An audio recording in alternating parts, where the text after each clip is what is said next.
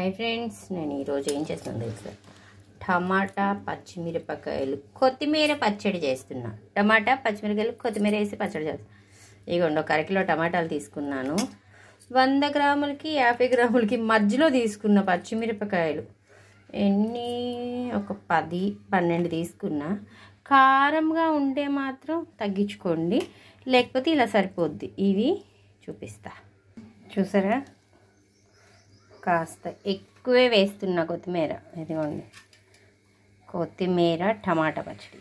ఇలా పొయ్యి మీద పెట్టుకొని ఒక్క గరిట ఆయిల్ వేసేసి చక్కగా ఇలా మూత పెట్టేసేసి మగ్గించుకుందాం. కొంచెం సిమ్లో పెట్టుకొని మగ్గించుకుందాం.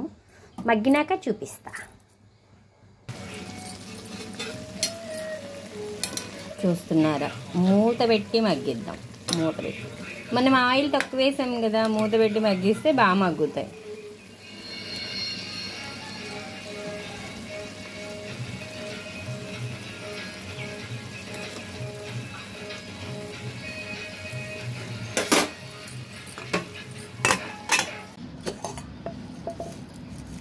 మనము టమాటా పచ్చడి నూరుకుంటున్నాం. రోటి పచ్చడి అన్నా కదా, అప్పుడు టమాటాలు పచ్చిమిరకాయలు ఉడకబెట్టినప్పుడు కొంచెం చింతపండు వేసాం. ఇదిగో చింతపండు.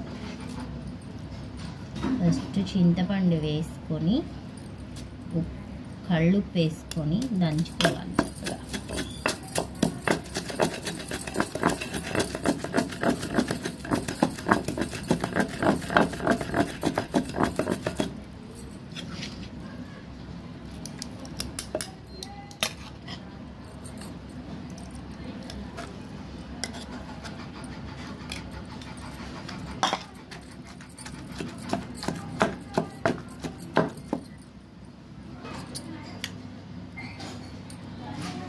ఉల్లిపాయ జీలకర్ర వేస్తాం.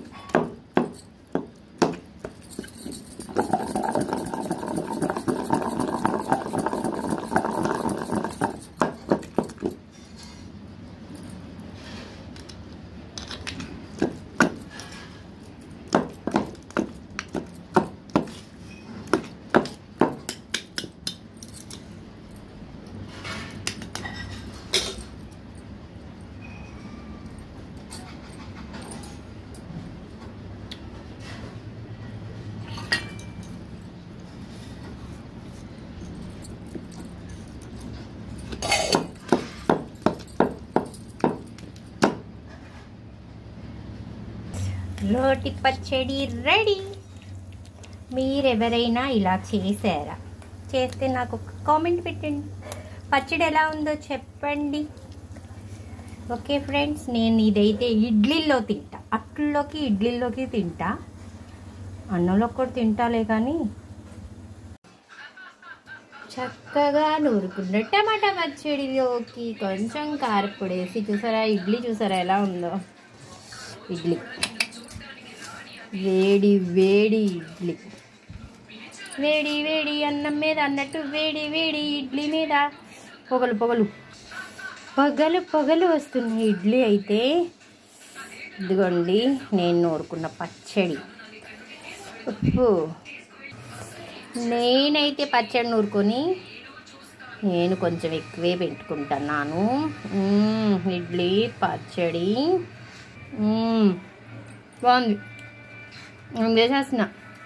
వచ్చేసారా టిఫిన్ చేద్దాం రండి.